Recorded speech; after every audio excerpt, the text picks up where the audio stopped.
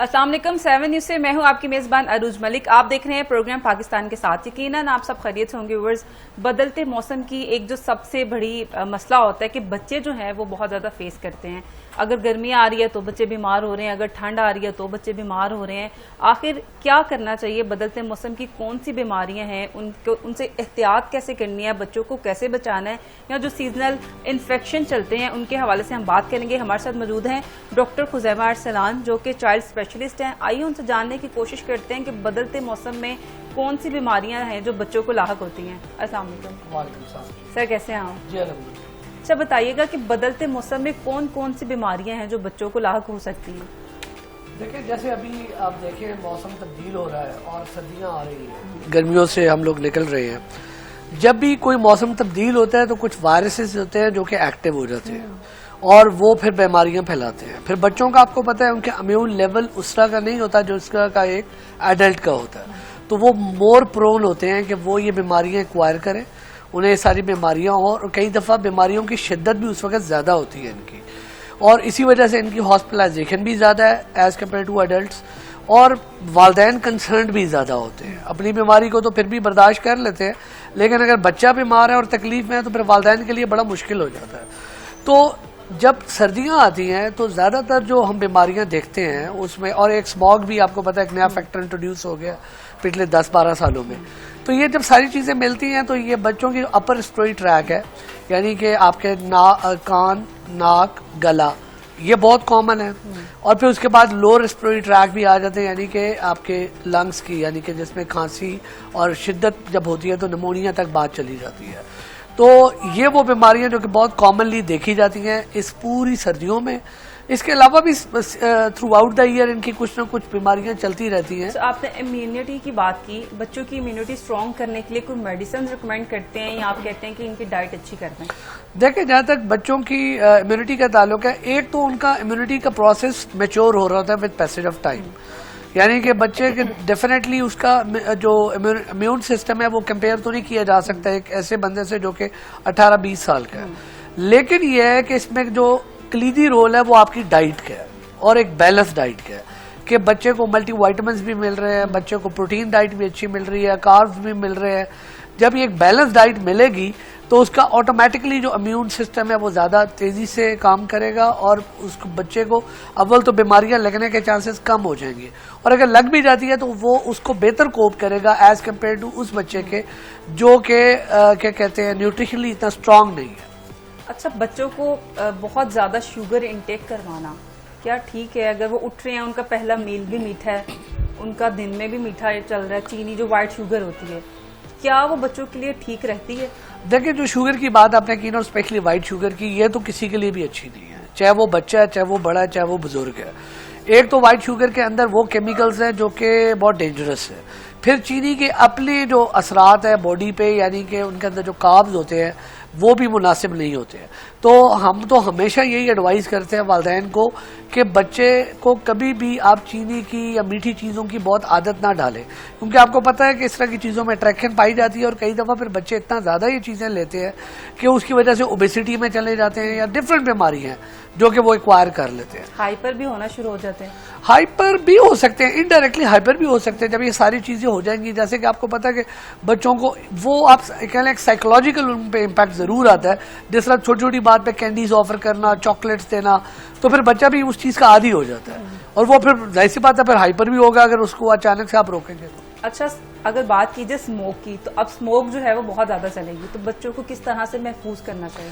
देखिए, स्मोक का सबसे पहले तो ये है कि एक्सपोजर नहीं होना चाहिए, यानी कि आपके जो कमरे हैं जो अल्लाह ताला ने जिनको अफोर्डेबिलिटी दी हुई है और वो अफोर्ड कर सकते हैं तो घर में एयर प्योरीफायर लगाए, ठीक है। उसके बाद ये है कि अननेसेसरी बाहर ट्रेवल ही नहीं करें।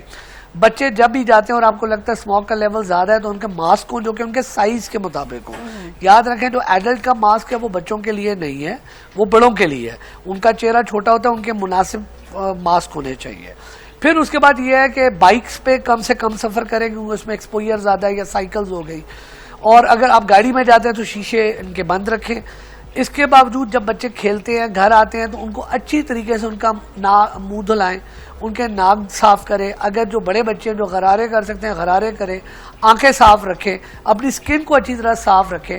तो ये वो चीज़ है जिनसे कुछ हद तक उसके बैड इफेक्ट से बचा जा सकता है। लेकिन जो स्कूल गोइंग बच्चे हैं, स्कूल में भी स्मोक है, खुले से स्कूल है, वहाँ पे खेलना भी है, तो वहाँ पे किन एहतियात की जरूरत हो सकती है? देखिए वही वाली बात आ गई कि स्मोक से बचने का वही है कि जब तक आप एक्सपोज्ड हैं तो फिर आपके लिए मतलब उसके हैजर्ड से बचना नामुमकिन है। इसीलिए तो जब स्मोक बहुत एक खास हद को क्रॉस करती है तो स्कूलों में छुट्टियां दे दी जाती है, लेकिन अनफॉर्चुनेटली उन छुट्टियों को एज अ लेयर छुट्टियां समझा जाता है और वही वालिदैन वो जी ट्रिप बना के बाहर घूम फिर रहे होते हैं, उसका तो फिर मकसद ही बिल्कुल रह गया ना। तो स्मोक किस तरह से सेहत मुतासिर करती है? देखिए स्मोक सबसे ज्यादा जो आपका मुतासिर करती है आपके वही अपर यानी कि आपके क्या कहते हैं नोज, आपका थ्रोट और आपके चेस्ट को इन्वॉल्व करती है। इसके अलावा आपकी स्किन पे बैड इफेक्ट है उसके। आपने देखा होगा इसमें बच्चों के कई दफ़ा दाने निकल आते हैं, खारिश होती है, और इनडायरेक्टली जब आपका लंग्स इन्वॉल्व होंगे तो फिर बाकी बॉडी भी इन्वॉल्व होती है, और फिर जब वर्स्ट सिचुएशन मैंने आपको बताया वो तो नमूनिया तक जा सकती है। बिल्कुल ठीक है। अब हम अपने दूसरे गेस्ट को वेलकम करते हैं जो कि डॉक्टर हिबा उस्मान हैं, न्यूट्रिशनिस्ट हैं। उनसे जानने की कोशिश करते हैं कि बच्चों की इम्यूनिटी को बूस्ट अप करने के लिए, स्ट्रॉन्ग करने के लिए हमें कौन कौन सी ग़िज़ाएं जो हैं वो बच्चों को इनटेक करवानी चाहिए। अस्सलाम वालेकुम। वालेकुम अस्सलाम। कैसी हैं आप? अल्हम्दुलिल्लाह। क्या कहना चाहेंगी बच्चों को किस तरह का एक हमें उनका जो डाइट चार्ट है किस तरह से डिज़ाइन करना चाहिए कि उनकी इम्यूनिटी जो है वो बूस्ट अप हो? अच्छा, बच्चों का डाइट चार्ट ना मैं कहती हूँ जब वो सेमी सॉलिड फूड से स्टार्ट होता है ना तब भी आपको प्लान कर लेना चाहिए। सेमी सॉलिड फूड में मैं कहती हूँ आर्टिफिशियल जो भी आप बाजार से लाकर पानी में डालकर घोल के उनको पिला देते हैं, बेहतर यही है कि ऑर्गेनिक चीज़ की तरफ रहें। ऑर्गेनिक में जैसे अगर 2 साल का बच्चा है, 1.5 साल की उम्र से, यानी कि 9 मंथ के बाद वो सेमी सॉलिड फूड पे आ जाता है, तो उसको जो है ना आप साबूदाना जो है साबूदाने की खीर जिसको कहते हैं, वो सूजी की खीर जिसको कहते हैं, आप साबूदाना नमकीन भी बन सकता है, मीठा भी बन सकता है। सर ने जैसे बात की मीठे में खाली वाइट शुगर नहीं आती, आप शक्कर का, गुड़ का, हनी का इस्तेमाल कर सकते हैं, लेकिन उसकी भी मिकदार आप कम रखें। देखें बच्चा जब छोटा होता है ना उसके टेस्ट बर्ड पेरेंट्स ने डेवलप करने होते हैं, मदर ने, तो जो आप टेस्ट बर्ड डेवलप करेंगे वो उसको लग जाएगा। ये नहीं है कि उसको ये पसंद नहीं है, ये खाएगा नहीं, ये खाएगी नहीं, ये आपके ऊपर डिपेंड है कि आप उसको कितना हेल्दी खिला रहे हैं। बचपन से अगर आप बच्चों को टॉफी की फॉर्म में किशमिश या खजूर का इस्तेमाल करवाते हैं तो उनका माइंड सेट उसी पे रहता है कि जब तक वो स्कूल गोइंग नहीं जाते, क्योंकि आपके घर के एनवायरनमेंट में उसने आपके साथ जाना है, आपके साथ उठना है, आपके साथ बाहर आउटिंग करनी है। तो अगर आप किशमिश या खजूर का इस्तेमाल कर रहे हैं जो उसके आयरन लेवल के लिए, जो उसकी बॉडी की ग्रोथ के लिए बहुत ज्यादा जरूरी है, तो ऑटोमेटिकली उसकी रूट स्ट्रॉन्ग कर रहे हैं ना आप। जैसे आपने जिक्र किया 2 साल के बच्चे का, तो इसको कितनी खजूर जो है और या कितने किशमिश के दाने जो हैं वो देने चाहिए? अच्छा, 4 से 5 जो है ना किशमिश आप ऐसे टॉफी या उसके ट्रीट की फॉर्म में उसको दें।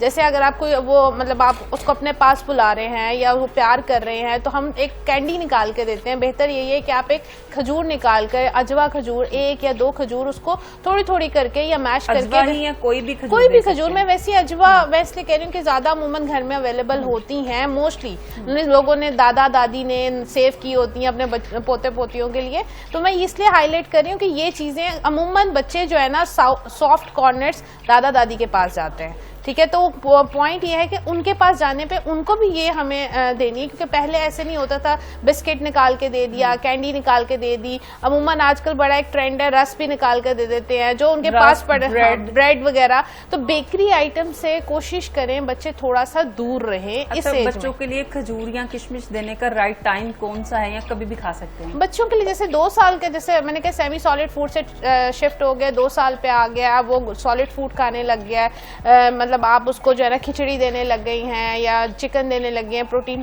तो आप उसकी डेली रूटीन में जैसे आप उसका दिल कर रहा है, अगर कोई मीठा खाने को आपको लगता है कि इसने पहला मील इसका सॉल्टी था, दूसरा मील मैं इसका जो है ना स्वीट कर दूं, तो वो आप पे डिपेंड करता है आपने उसकी कैसी रूटीन बनानी है। 3 बेसिक मील जरूर होने चाहिए। दूध का इंटेक अच्छा होना चाहिए, दही का इंटेक बहुत अच्छा होना चाहिए। देखिए बच्चों के भी गट इश्यूज होते हैं, किसी को लूज मोशन लग जाते हैं, किसी को कॉन्स्टिपेशन रहती है, क्योंकि जब वो सॉलिड फूड पे आ रहा होता है उसकी डाइजेशन अच्छी नहीं हो रही होती। आपने कहा दूध का इंटेक अच्छा होना चाहिए, कितना होना चाहिए? क्योंकि मेरी एक डॉक्टर साहब से बात हुई तो उन्होंने मुझे मना किया कि आपने बेटे को 4 फीडर से ज्यादा 24 घंटे में दूध नहीं देना, उसका आयरन जो है वो कम कर रहा है।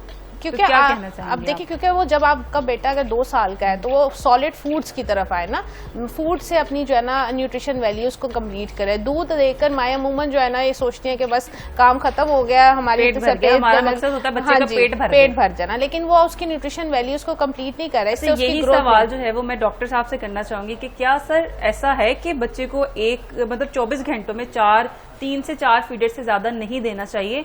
आयरन जो है वो उसकी वजह से कम होना शुरू हो जाता है दूध के ज्यादा इंटेक से। देखिए, एक बड़ा मशहूर मुहावरा, excess of everything is bad. जब एक बैलेंस्ड वे में आप चीजें चलाते हैं तो उनका फायदा होता है, जब वो थोड़ी सी ऊपर नीचे होती है तो उनका नुकसान होते हैं। वो डॉक्टर साहब की बात से मैं एग्री करूंगा, बल्कि मैं तो आपको ये बताऊंगा कि देखें, जब after the age of 1 year दूध आपकी प्रायोरिटी में नहीं होता, आपकी प्रायोरिटी में उसकी डाइट होती है। मतलब मैं ये नहीं कह रहा दूध बंद कर दे, प्रायोरिटी की बात कर रहा हूँ। होता ही है ना कि 6 महीने तक तो बच्चा सिर्फ दूध ले रहा है, उसके बाद जैसा इन्होंने बताया कि फिर उनकी कम्प्लीमेंट्री डाइट स्टार्ट होती है, फिर माँ वो बिल्ड करती है। 1 ईयर के बाद लिटरली बच्चा कोई भी डाइट ले सकता है घर की बनी हुई। अब यहाँ पर यह है कि जब एक खास हद से आप आगे बढ़ते हैं दूध की, अब 4 फीडर पे भी डिपेंड करता है कि 4 फीडर का साइज क्या है। इसमें मैं आपको आउंसेस में समझा देता हूँ कि 12 से 15 आउंस से ज्यादा क्रॉस नहीं करना चाहिए। तकरीबन ये बन जाता है कोई, आप कह रहे हैं आधे लीटर से कम। हमारे पास बच्चे आते हैं 1-1 लीटर दूध पी रहे होते हैं, और उसके बाद होता क्या जी, आयरन डेफिशिएंसी होती है। उसके बाद उनमें जो क्या कहते हैं पाइका आता है। पाइका ये होता है कि वो ऐसी चीजें खाते हैं जो कि इनएनिमेट है, जैसे कि मिट्टी खा रहे हैं, प्लास्टिक खा रहे हैं, उसकी वजह से फर्दर पेट में कीड़े होने का डर है। और फिर एक और बड़ी कॉमन चीज है कॉन्स्टिपेशन। बच्चे कॉन्स्टिपेशन के साथ आते हैं, तो ये चीजें मतलब आप जब एक खास हद क्रॉस कर गए तो उसके अब साइड इफेक्ट आते हैं। तो इसलिए माओं को मेरा मैसेज ये है कि जब बच्चा आपका साल से ऊपर चला जाए तो आप दूध जरूर पिलाएं, लेकिन ये कि उसकी क्वांटिटी को कम रखें। अगर मैं इसको वैसे बात करूं तो 20-25% ऑफ द टोटल डाइट होना चाहिए, कि अगर वो सुबह से लेकर शाम तक जो भी खा पी रहा है, दूध उसका 25% से ऊपर नहीं जाना चाहिए। लेकिन हम नानी दादियों को कैसे समझा सकते हैं कि अब जो है वो चेंज हो चुका है सारा सिनेरियो, इतना दूध इंटेक करवाना अच्छी बात नहीं है। वही वाली बात हुई ना, where there is a will there is a way. नानियां दादियां कहती तो हैं, आप उनको यस करते हैं, लेकिन करते वो ये जो बच्चे के लिए अच्छी चीज है। दूसरी बात यह है कि देखें दूध दिया क्यों जाता है ज्यादातर, दूध एक इजी वे है, माँ के लिए भी एक इजी वे है, बच्चे के लिए भी इजी वे है। 1-1.5 साल का बच्चा, उसकी प्रेफरेंस में डाइट नहीं होती है, वो कहता है मैं खेलता रहूं, मैं चीजें तोड़ूं, मैं ये करूं, मैं खाऊं पीऊं ना। फिर वो क्या होता है जी, दिन भर खाता पीता नहीं है, माएँ पीछे पीछे भाग रही होती है, लेकिन वो काबू में नहीं आते। रात को 3 से 4 या 5 फीडर इवन पी लेते हैं, क्यों? उनको बार बार भूख लग रही होती है, और फिर उसके साइड इफेक्ट सामने आते हैं। कि सोने से पहले बच्चे को एक सॉलिड मील लाजमी देना चाहिए। देखिए, आपको जैसे इन्होंने बताया कि 3 to 4 meals per day mandatory है, आपको देने ही देने हैं। अब देखिए, बच्चे आपके हैं, आप ही ने एफर्ट पुट करनी है, अगर आप नहीं करेंगे तो कौन करेगा? तो मैं तो माओं को यही काउंसिल करता हूँ कि हमेशा यार आपको एफर्ट करनी पड़ेगी इसमें। अगर आप नहीं करेंगे और आप बिल्कुल इसमें लेजी हो जाएंगे तो वही वाली बात है कि जो इन्होंने भी कहा कि यार एक बच्चा तो एक कोरा कागज है, जो माँ ने तहरीर कर दिया वही निकलेगा। अच्छा, मैं दोनों से एक सवाल जो है वो बारी बारी करना चाहूंगी कि बच्चों को जब हम स्क्रीन टाइम देते हैं, स्क्रीन के आगे चाहे मोबाइल है, चाहे LEDs हैं या टैब्स हैं, हम साथ खाना खिलाते हैं, तो ये किस हद तक जो है नुकसानदा हो सकता है? देखें, ये आदत डालता कौन है? सबसे पहली बात ये माएँ डालती हैं, या दादियाँ डालती हैं, या नानियाँ डालती हैं। अव्वल तो मैं आपको ये बताऊं कि 3 साल से पहले स्क्रीन टाइम शुड बी 0। और स्क्रीन टाइम सिर्फ मोबाइल फोन नहीं है, इसमें आपकी LEDs, tablets, iPad, everything included. लेकिन होता यह है कि बच्चे को डिस्ट्रैक्ट करने के लिए वो इस तरह के काम करते हैं, और ये जब आदत पड़ जाती है फिर माएँ आती है, अब क्या करें बताएं भाई, आदत तो आपने खुद डाल दी। बात वही है ना कि हम लोग एफर्ट उसका पुट नहीं करना चाहते। हम कहते हैं कि चीजें बड़ी इजीली हो जाए।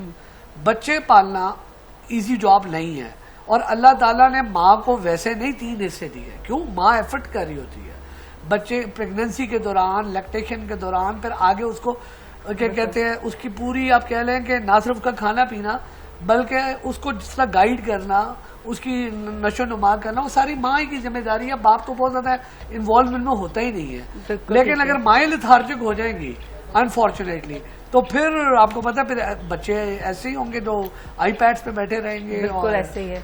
हिबा, आप क्या कहना चाहेंगी ऐसे बच्चे जो हम स्क्रीन के आगे बिठा के उन्हें खाना खिलाते हैं? अच्छा, मैंने ना बहुत से पेरेंट्स के कॉन्सेप्ट इसमें बड़ा मैंने एक रिसर्च की है। सर की बात बिल्कुल ठीक है, हम खुद क्रिएट करते हैं। अब कुछ माएँ कहती हैं कि हमने हैबिट डेवलप करनी है ईटिंग। अब कुछ पॉइंट्स ऐसी हैं उनमें कि वो स्क्रीन पे लगा देते तो बच्चों को पिक करने की आदत उधर से पड़ती है। हम भी पिक कर रहे तो हमारा इतनी जल्दी वो पिक करना सीखते नहीं है। अब वो बीन्स और वो कोई बॉक्स वगैरह खा रहा है बच्चा, मैं अपने बच्चे की बात बता देती हूँ कि उसको पिक करने की आदत, वो स्क्रीन पे देख रहा था, उसने मुझे नहीं देखा, उसने वो देखते हुए उसने बीन उठाया, मतलब मटर का दाना। अब वो मटर का दाना उसने खा लिया है। अब वो कैसे खाया, वो उसने स्क्रीन पे देखा है कि वो बच्चा बैठा है, वो मामा उसको खिला रही है, वो नहीं खा रहा। बहुत सी चीजें ऐसी हैं कि अगर आप कुछ अडॉप्ट करने के लिए बच्चे को लगा कर दे रहे हैं तो एक टाइम फिक्स करें। जैसे फॉर एग्जाम्पल खाना खाते हुए नहीं, खाना खाने से पहले या कोई ऐसे टाइम पे उसको जिसमें आपको लग रहा हो कि हाँ इसका लर्निंग मोड है, तो मैं कोई ऐसी चीज करवा दूं जैसे ब्रश की आदत डलवानी है। अब मैं अपने बच्चे को ब्रश की आदत डलवा रही हूँ, तो मुझे पहले उसको 3-4 दिन मैंने उसको पहले एक वीडियो अपने भाई को दिखाया, अपना बड़े भाई को दिखाया, फिर उसको वीडियो दिखाई 1-2 ऐसी कि इसको ब्रश की आदत पड़े ना, डरे मत। तो कुछ चीजें आप पॉजिटिव वे में भी चला सकते हैं, ना कि आप ऑल टाइम स्क्रीन टाइम रखकर आप जो है ना बच्चों की आदत खराब करें। लेकिन ये आप डिपेंड करता है आपके ऊपर कि आप बच्चे को कितना, हाँ, और कितना टाइम खुद भी दे रहे हैं। अच्छा हिबा, अगर बच्चा जिद्दी है और खाना खा ही नहीं रहा, तो ऐसे बच्चे को क्या, हमें उसका क्या जो एक प्लेट है वो किस तरह की डिजाइन करनी चाहिए खाने की, या क्या एफर्ट क्या करनी चाहिए कि अच्छा, बच्चा खा ले किसी मैं तरह? ये कहती हूँ कि जब बच्चा ग्रो कर रहा होता है ना, तब पहली चीज ये है कि आपकी फैमिली में मील टाइम एक हो। नाश्ता आप सब ने मिलकर इकट्ठे खाना है। बेशक वो 2 साल का बच्चा है, उसको आपने अपने साथ बैठाना है। आपने ये नहीं कि बड़े को पहले दे दिए, छोटे को बाद में दे दिए, दादा को पहले दे दिए, दादी को पहले दे दिए, नहीं बाद में खा लिया बाबा, नहीं, एक मील टाइम फिक्स हो।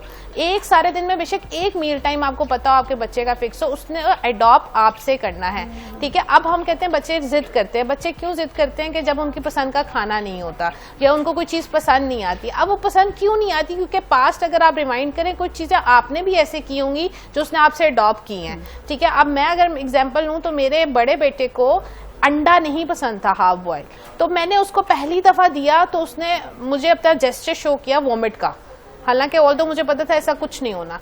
अगले दिन उसको लगा, देखे बच्चे बहुत आजकल के शार्प हैं, उसको था कि मम्मा तो बिल्कुल नहीं देंगी, बट नेक्स्ट डे मैंने फिर दिया। He was just staring at in front of my face कि मम्मा शायद खाना खाने से पहले ही उसने वॉमिट की, एक मुझे जेस्चर शो किया कि हाँ भैया मैं वॉमिट कर दूंगा। मैंने कहा नो प्रॉब्लम, मैंने फिर खिलाया, उसने कर दी। 3rd डे उसने वॉमिट नहीं की। मतलब पता चल गया मेरी माँ ने बाज नहीं आना, खिला के ही बाज है। हाँ, मतलब फूड इनटेक में कोई कॉम्प्रोमाइज नहीं करना चाहिए आपको आपके बच्चे की हर न्यूट्रिशन। देखिए बहुत सी माएँ कहते हैं रोटी नहीं खाते, चावल नहीं खाते, सेमी सॉलिड फूड को कैसे कन्वर्ट करें। सिंपल हल है, यखनी बनाए, रोटी बनाए, ब्लेंड करें, खिला दें।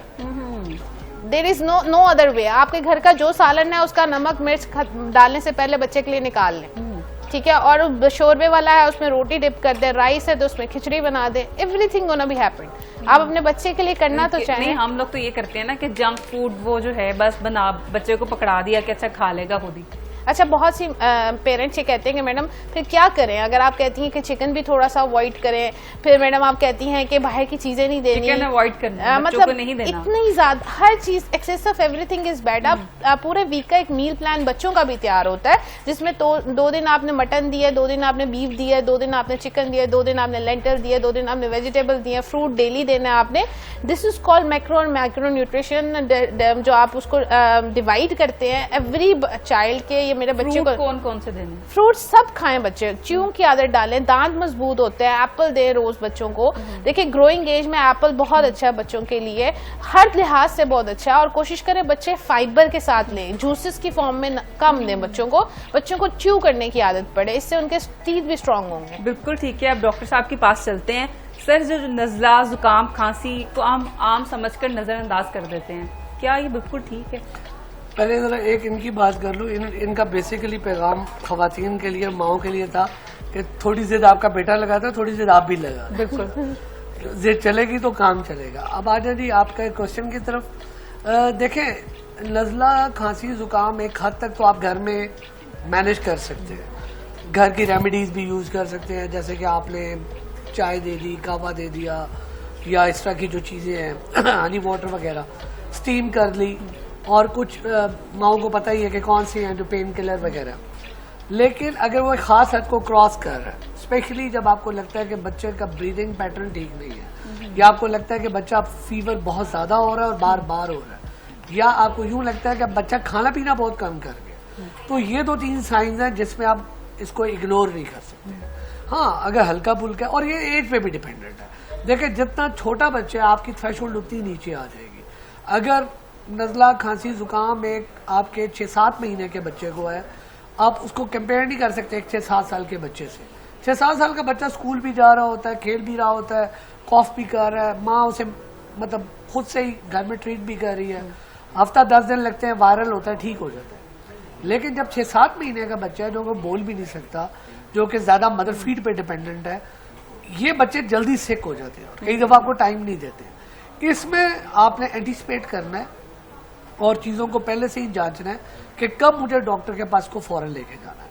और जरा भी आपको यूं लगे कि फीवर कंट्रोल नहीं है, बच्चे की ब्रीदिंग का पैटर्न ठीक नहीं है, या बच्चा आप खाना पीना बिल्कुल या तो खा पी ही नहीं रहा, या जो खा पी रहा निकाल रहा है, तो ये वो चीजें जिनको आपने इजी में नहीं लेना। और अच्छा, अगर मैं अपने बेटे की बात करूं तो वो 2 साल का है, अगर उसे खांसी शुरू हो गई है, 1-1.5 महीना पूरा उसका सर्कल चलता है, जो मर्जी मैं उसे मेडिसिन दे दूं, ऐसा क्यों होता है? उसकी वजह यह है कि देखें, बच्चा ज्यादातर जो इतने लंबी खांसी चलती है ना, बच्चे एटॉपिक होते हैं। एटॉपिक का मतलब है प्रोन टू डेवलप एलर्जीज, ठीक है। अब ट्रिगर हो गया एक वायरल से, वायरल इन्फेक्शन आई, कॉफ स्टार्ट हो गई, वो हफ्ते 10 दिन में चला जाएगा, लेकिन क्योंकि वो ट्रिगर कर गया और फिर इन्वायरमेंट डर्टी इर्द गिर्द का, उसका एक्सपोजर और बच्चे का अपना इम्यून लेवल कैसा है, ये सारी चीजें इस चीज को डिटरमिन करती हैं कि वो हफ्ते 10 दिन में ही रिकवर करेगा या वो महीना 1.5 महीना ले लेगा। Despite of all the medicine, आप कॉफ सिरप दे रही हैं, स्टीम दे रही हैं, आपको चाहिए कि एक 2 साल के बच्चे का अगर सामने लें तो उस पर आप इम्यून सिस्टम उसका बेहतर करें। इम्यून सिस्टम को बेहतर करने के लिए जो 3-4 वाइटामिन है, जैसे वाइटामिन ए है, डी है, ई है और सी है, ये बड़े इंपॉर्टेंट है।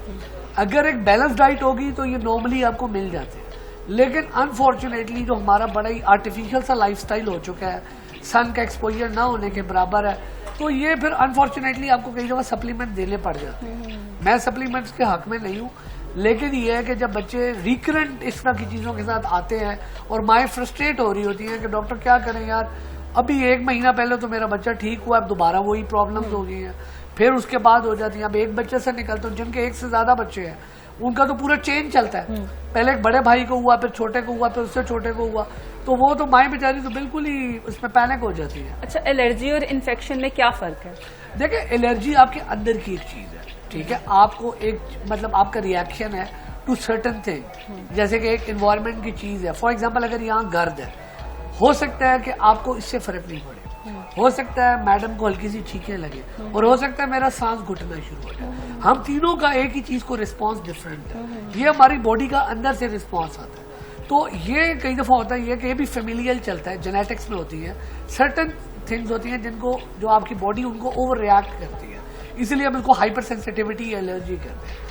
तो ये चीज जो है ना, जो बच्चे प्रोन होते हैं, जैसे आजकल जो आ रहे हैं बच्चे, मेजोरिटी वही है जो कि एटॉपिक है और ट्रिगर वहां से हो गया कि कहीं से वायरल आ गया, अब वायरस ने ट्रिगर किया, अब बच्चा सेक हो। तो ये इनमें वालिदैन को मैं ये कहूंगा कि एहतियात करें कि एट फर्स्ट प्लेस उन बच्चों को आप बचाएं। ये जो वालिदैन कई दफा खुद से ही ऑफर करते हैं ना, बेटा आपको जूस पिला दूं, कैंडी दिला दूं, चॉकलेट दिला दूं, खुद ऑफर करते हैं। देखिए, एक तो ये ना, मैं प्रैक्टिकली स्पीकिंग, मुझे पता है आप जो लोग सुन रहे होंगे वो कहेंगे डॉक्टर साहब बड़ी आइडियल बातें कर रहे हैं और प्रैक्टिकली तो ऐसे होता नहीं है। कल को मुझे देखें जी, मैं अपने बच्चों को खुद चॉकलेट दे रहा हूँ। आप इस मॉइस्चर में रह के चीजों से बच तो नहीं सकते, लेकिन आप मिनिमाइज तो कर सकते हैं, कंट्रोल आप रेजिस्ट तो कर सकते हैं। अगर आपका बच्चा आपको कहता है पापा मुझे फ्लैट ड्रिंक पीनी है, आप इनकार तो कर सकते हैं यार, कोशिश तो कर सकते हैं कि चॉकलेट अगर वो डिमांड करता है तो आप उसको खुद से तो ना कहें एटलीस्ट। और जितनी भी इस तरह की चीजें जो आपको पता है हिजर्डस है और जिनका सिर्फ टेस्ट है, उनसे बचा जा सकता है। हिफाजती टीके लगवाना कितना जरूरी है, और अगर कोई नहीं लगवाता तो क्या उसके कोई नुकसान भी होता है? देखिए, हिफाजती टीके बेसिकली आपने खुद ही नाम से ही बता दिया कि आपको हिफाजत देते हैं। वही सारी बीमारियां जो कि इंटरनेशनली WHO ने पूरी रिसर्च के बाद किया कि यार इन बीमारियों से बच्चों में मॉर्बिडिटी और मोर्टेलिटी यानी कि इनसे अमवात भी बहुत होती हैं और बच्चे बीमार भी बहुत होते हैं, क्योंकि जब बच्चे बीमार होते हैं डेफिनेटली अस्पताल ओवर क्राउडेड होते हैं, सारे लोग एंगेज होते हैं, पूरी फैमिली इफेक्ट होती है। तो इनके फायदे तो प्रूवन है। अभी आप देख लें कि 1970s में क्या कहते हैं आपका वो हुआ था स्मॉल पॉक्स, चेचक, वो खत्म हो चुका है दुनिया से। पोलियो तकरीबन एरेडिकेट हो गया, एक दो मुल्क unfortunately Pakistan is one of them, दुनिया से निकल चुके हैं और भी बड़ी बीमारियां कंट्रोल में आ गई है। जो एंटी वैक्सीन ग्रुप है वो कहते हैं जी इसमें ये मतलब वो डिफरेंट थ्योरीज के साथ आते हैं, वो थ्योरीज तो अभी तक प्रूव नहीं हुई है, लेकिन ये चीज प्रूव होगी है कि इनकी ये हिफाजत तो करते। बिल्कुल ठीक है कि हिफाजती टीके जो हैं वो लगवाने जरूरी हैं। बिल्कुल जरूरी। अच्छा हिबा बताइएगा कि हमें अपने स्किन अच्छी करने के लिए और बाल हेल्दी करने के लिए क्या डाइट इंटेक करनी चाहिए, कौन सी ऐसी चीज है जो हम अपनी डेली की खुराक में शामिल कर लें तो हमारे बाल भी घने हो जाएंगे, स्किन भी अच्छी हो जाएगी। स्किन के लिए तो मैं कहूँगी आप अपना वाटर इंटेक बहुत अच्छा करें, पानी बहुत ज़्यादा ज़रूरी है। और सर्दियों में तो बहुत ज़्यादा आपको पता है डिहाइड्रेटेड हो जाते हैं, सर्दी में पानी पीने का दिल नहीं करता, तो कोशिश करें सर्दियों में ही आप नोट करें कि ड्राइनेस बहुत ज़्यादा हो जाती है स्किन पे। अगर पानी पीने का सर्दियों में दिल नहीं कर रहा तो पानी पीने के लिए क्या करना चाहिए होगा? पानी पीना है, दिल ना करना है, ठंडा नहीं पीना, नीम गर्म ले ले, लेकिन पानी जरूर पीना है। एटलीस्ट आपने 8 to 9 ग्लास वाटर विंटर में जरूर लेने हैं, जिससे आपकी बॉडी और स्किन फ्रेश रहेगी, हाइड्रेटेड रहेगी। जब स्किन हाइड्रेटेड रहेगी ना ऑटोमेटिकली आप ग्लो करेंगे। और आपको पता है ABC जूस जो है ना सर्दियों में आपको पता है कैरेट भी आ जाती हैं, बीटरूट भी होता है और जो है ना एप्पल भी होता है, तो आप उसका ABC जूस आप जो है ना देकर कैरेट जूस दें, अनार का जूस पिएं। मतलब अगर अनार खा सकते हैं खाएं, फ्रूट्स इनटेक अच्छा रखेंगे तो आपकी स्किन भी ग्लो करेगी। क्या फ्रूट खाने का कोई टाइम होना चाहिए या आप रात को बेड पे बैठ के भी खा सकते हैं? नहीं, आपका दोपहर का जो टाइम होता है ना 12 से 3 के दरमियान, उस टाइम पे आपको फ्रूट इंटेक कर लेना चाहिए। और सबसे जो मोस्ट इम्पोर्टेंट चीज़ है, हमेशा खाना खाने से पहले आप फ्रूट को इंटेक करें। तो भूख बहुत ज्यादा नहीं फ्रूट्स लगाते? नहीं, आपका लगाते हैं लेकिन आपका पेट का एक पोर्शन भी कवर कर देते हैं, जिससे आपको भूख भी कम लगती है। तो जिस तरह हम कहते हैं कि सैलेड का इस्तेमाल किया करें ताकि आपकी जो है ना कार्ब्स और एक्स्ट्रा कार्ब्स इंटेक को जरा आप लिमिटेड कर देते हैं। सेम इसी तरह आपने बालों का जिक्र किया तो मैं कहती हूँ अखरोट का इस्तेमाल किया करें। सर्दियाँ आ गई हैं, ड्राई फ्रूट्स अब बहुत ज़्यादा लोग यूज़ करते हैं, तो ऐसे ड्राई फ्रूट जो आपकी बेसिक चीज़ों को कवर करें, जैसे वॉलनट है, आप अखरोट 2 से स्टार्ट करें, 2, 4, 6, 8 तक लेकर जाएं, 8 वीक्स तक खाएं, आपका हेयर फॉल बेहतर हो जाए। कब खाना है? नाश्ते में ये साथ आपने वॉलनट लेना? सुबह निहार मुंह ले लें, नाश्ते में ले लें, लेकिन कोशिश करें सुबह के टाइम लें, प्री ब्रेकफास्ट में, जैसे जिसको हम कहते हैं उठते साथ ही आप अगर आपने फर्स्ट मील लेना है तो बादाम और अखरोट का इस्तेमाल करें। बीपी के पेशेंट कितने बादाम और कितने अखरोट होने चाहिए? 7 almonds आपने कितने टाइम पीरियड तक खाना है तो आपके बाल जो है आपको फील होगा कि कुछ बेहतर? अच्छा, 7 ऑलमंड से स्टार्ट करना है, सोक्ड किए हों, सुबह उठ के निहार मुंह आपने 7 बादाम लेने हैं, उसमें 2 अखरोट लेने हैं। पहला हफ्ता आप इसी तरह चलाएंगे, दूसरे हफ्ते में 10 बादाम हो जाएंगे, 4 अखरोट हो जाएंगे। कम से कम 8 वीक के बाद जो है ना आपको रियलाइज होगा हेयर फॉल रुक जाता है। 1.5 वीक के बाद, 15 डेज के बाद ही रुक जाता है। लेकिन उसके लिए जरूरी भी है कि जैसे आपने नोट किया होगा सर्दियों में गर्म पानी से सर धोते हैं और उस सर धोने की वजह से जो है ना आपका वैसे ही हेयर फॉल बहुत ज्यादा, ड्राइनेस की वजह से हेयर फॉल गर्म पानी से सर नहीं धोना चाहिए। और आप नॉर्मल पानी जो है ना आप अपने सर के ऊपर डालें ताकि आपके जो है ना पोर्स जो है ना आपके ना खराब हों और आपकी ड्राइनेस ना हो। जब बालों में डैंड्रफ आती है ना तब आपका हेयर फॉल स्टार्ट होता है। अच्छा, बादाम और अखरोट सोक करने जरूरी हैं या वैसे भी खा अखरोट सकते सोक हैं? नहीं करने, बादाम सोक कर लें, उसकी डाइजेशन बहुत से क्लाइंट्स जो होते हैं ना उनको ब्लॉटिंग के इश्यूज होते हैं, गट के इश्यूज होते हैं। तो और एक बहुत मेजर कॉमन चीज़ है कि आप सर्दियों में अमूमन लोगों की मिथ है दही नहीं खानी हमने, तो कोशिश करें ज़्यादा नहीं तो 3 से 4 खाने के चम्मच हर खाने के साथ, क्योंकि दही आपका प्रोबायोटिक है। जितना अच्छा आपका गट होगा ना उतना अच्छी आपकी स्किन ग्लो करेगी। आपने नोट किया होगा जिन पेशेंट्स के कॉन्स्टिपेशन इश्यूज होते हैं उन्हीं को पिंपल और ऐसी चीज़ों की प्रॉब्लम्स होती हैं, क्योंकि उनका मैदा ठीक नहीं होता। और वो क्यों नहीं रखते? वो अपने प्रोबायोटिक्स अच्छे नहीं करते। तो प्रोबायोटिक्स में आपकी yogurt one of the main factor है कि आप योगर्ट को ऐड करें। अच्छा, बदलते मौसम के साथ साथ बच्चों की खुराक में क्या क्या तब्दीलियां करनी चाहिए? बदलते मौसम में जैसे मैं कहती हूँ अब ये जैसे विंटर है, हनी का इस्तेमाल करें डेली, बच्चों को 1/4 टीस्पून से स्टार्ट करें, बच्चों को आदत डालें। हनी बहुत अच्छा है बच्चों के लिए। लेकिन हनी ओरिजिनल मिलता भी तो नहीं ना है, वो चीनी वाला बस मिलता है, उसका क्या फायदा? अच्छा, ये अब इस बाद में मैं जो है ना नहीं अब कुछ कह सकती, अब ये डिपेंड करता है। अगर शहद नहीं दे रहे, शहद आपको नहीं सही मिल रहा तो फिर क्या? अच्छा, हनी नहीं मिल रहा आपको तो आप कोशिश करें जो है ना जो डिफरेंट आपके जैसे दूध है, दूध में हल्दी डाल के दे दें आप। दूध हल्दी जिसको गोल्डन मिल्क कहते हैं, बच्चे अमूमन बड़े शौक से पी लेते हैं। इम्यूनिटी का सडनेस का एंटी इन्फ्लेमेटरी इम्यूनिटी डाइट, यानी कि आपने टर्मेरिक क्या आपकी जो है ना एंटी इन्फ्लेमेटरी भी है, आपकी जो है ना एंटीऑक्सीडेंट का भी काम करती है, आपकी बॉडी की इम्यूनिटी भी बूस्ट करती है। तो वो चीजें बच्चों की डाइट में ऐड करने में, अब जैसे आप आगे विटामिन सी से रिलेटेड आ जाते हैं, किन्नो आ जाएगा, अनार है, ये चीजें थोड़ी थोड़ी बच्चों में ऐड करते जाए। विटामिन डी के लिए जैसे हम कहते हैं डेली का एक अंडा बच्चा जरूर खाए, क्योंकि एग योक में विटामिन डी होता है। अच्छा, ये सर बताइएगा कि जैसे इन्होंने जिक्र किया कि आगे जो है वो किन्नू का मौसम आ गया है, अनार जो है वो खाएं, तो क्या बच्चों के गले खराब नहीं होते? देखें, आप जो भी फ्रूट्स देते हैं बच्चों को, आप पहले खुद टेस्ट करें, आप फिर खुद डिसाइड करें कि उनके लिए मुनासिब है कि नहीं है। अगर तो किन्नू बहुत खट्टे हैं, अगर अनार बहुत खट्टा है और आपको लग रहा है कि यार बच्चे के लिए मुनासिब नहीं है, तो उन्हें मत दें। लेकिन जो उसकी अफादियत है वो तो ऐसा सच मौजूद रहेगी उसकी। अब आप पहले भी एक चीज पूछ रही थी, देखें जो भी सीजनल फल है ना, जैसा आप लोग लेते हैं वैसे ही बच्चों को देना चाहिए।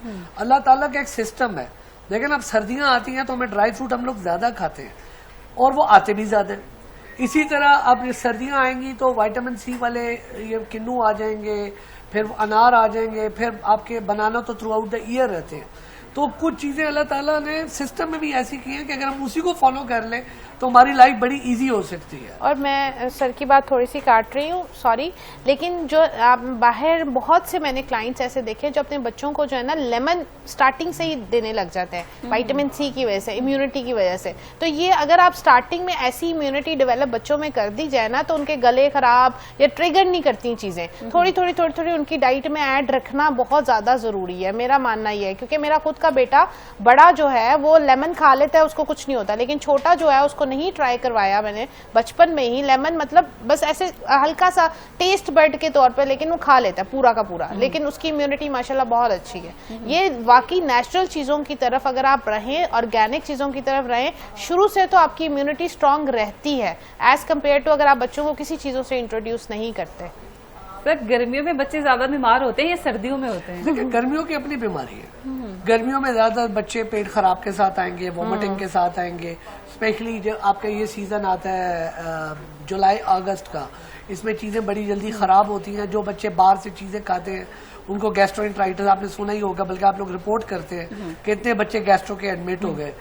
सर्दियों में अगर सांस की बीमारियां ज्यादा है तो गर्मियों में फिर पेट की बीमारियां बहुत ज्यादा है। और कुछ बीमारियां पूरा साल भी चलती रहती हैं थोड़ी थोड़ी, जैसे अभी भी गैस्ट्रो के आ जाते हैं, लेकिन अब फ्रीक्वेंसी वो नहीं है। तो हर सीजन की अपनी बीमारियां हैं और अनफॉर्चुनेटली इन्फेक्शियस डिजीजेस बहुत ज्यादा है पाकिस्तान में। और अगर आप कंपेयर करें ना इसको किसी अच्छे मुल्क से, तो वहां पर ये इन्फेक्शियस डिजीज पे बहुत काबू पा लिया गया। वहां पर साफ पानी है तो पेट खराब नहीं होते हैं, स्टमक ठीक रहते हैं। चीजों FDA के लॉज बहुत सख्त है, इस वजह से अगर आप मेरे पास तो गर्मियों में इवन सर्दियों में भी एक बड़ी तादाद उन बच्चों की आती है जो कि आपके ब्रांड्स जिनका बर्गर जो है 1,000 रुपए से ऊपर का, वो खा के फूड पॉइजनिंग के साथ आते हैं। पर क्यों? इसलिए कि हमारे पास लॉ सख्त नहीं है और इम्प्लीमेंट नहीं होते हैं। वो अपनी पैसे तो डॉलर्स के हिसाब से लेते हैं हमसे, कि जो अगर $2 का बर्गर है तो वो उसको कन्वर्ट करके हमसे पैसे लेंगे, लेकिन स्टैंडर्ड हमें कभी भी वो नहीं मिलता जो कि मिलना चाहिए, क्योंकि हाइजीन का ख्याल नहीं रखा जाता। और आपको पता, और वो भी कितने % लोग अफोर्ड कर सकते हैं। मेजॉरिटी लोग तो बेचारे जो है रूटीन का ये रेडियो से ही खाना खाते हैं, इसी वजह से बच्चे भी फिर गंदमला खाते हैं, इस वजह से वो ज्यादा बीमार होके फिर आते हैं। और फिर जब ग़िज़ा अच्छी नहीं होगी तो फिर बच्चे की ग्रोथ भी अच्छी नहीं होगी। यही तो वजह है इस वक्त 45% बच्चे पाकिस्तान के स्टंटेड ग्रोथ का शिकार है, यानी उनके कद छोटे रह गए हैं, उनका ब्रेन वैसे ग्रो नहीं कर रहा। तो अगर यही हालात रहे तो हम आगे जनरेशन जो दे के जाएंगे या जो आएगी वो कैसी होगी? वो तो सही तरह, उनका तो इंटेलेक्चुअल लेवल भी वो नहीं होगा, उनके तो IQ लो हो जाएंगे। उनके कद भी छोटे होंगे, उनकी जिसामत भी वैसी नहीं होगी और वो उनकी लाइफ भी एक्सपेक्टेंसी कम हो जाएगी। तो इसलिए हमें इस पर जरा ख्याल करना चाहिए। अच्छा हिबा बताइएगा कि बच्चों को जो हम रस दे देते हैं, ब्रेड दे देते हैं, रोटी नहीं देते हैं कि बच्चे बस खा लें, इनके लिए क्या डाइट प्लान होना चाहिए? क्या आप माओ को या जो भी उनके टेक केयर कर रही हैं उन्हें क्या मैसेज जो है वो कन्वे करना चाहेंगे?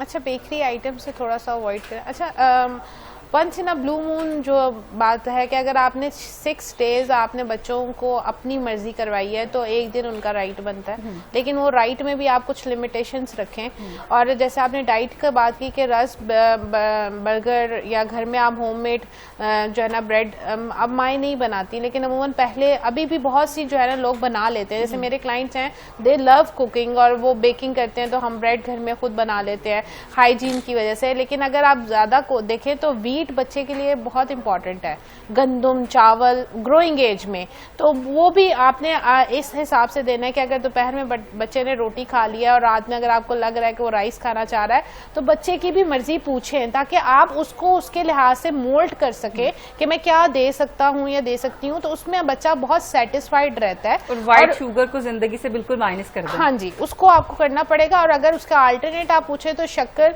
या गुड़ का इस्तेमाल, वो भी आपको देखना पड़ता है कि वो ओरिजिनल है कि नहीं है, लेकिन कोशिश करें उसकी भी क्वांटिटी कम रखें। तो मैं कहती हूँ बच्चे, जैसे बहुत सी माएँ दूध में चीनी डाल के भी देती हैं बच्चों को, दूध में चीनी डाल के देते हैं कि दूध तो फीका है, बच्चे को नहीं पता फीका, मीठा, नमकीन और कुछ नहीं पता, बच्चे को खुद आपने बताना है। मेरा बेटा दूध में चीनी डालकर नहीं लेता, वो फ्रेश मिल्क कैसे ले लेता, इवन दो कि उस कोई हॉर्लिक नहीं डालता, कोई स्वीटनर नहीं डालता, कोई चॉकलेट फ्लेवर्ड नहीं डालता, नहीं, ये बच्चे का आपने खुद डेवलप करना होता है। बिल्कुल ठीक है। लास्ट जो क्वेश्चन है वो हम सर से करेंगे। सर बताइएगा कि किन अलामात को देखकर पेरेंट्स को थोड़ा सा होना चाहिए, परेशानी की अलामत है उनके लिए, और उन्हें डॉक्टर के पास फौरन रजू करना चाहिए?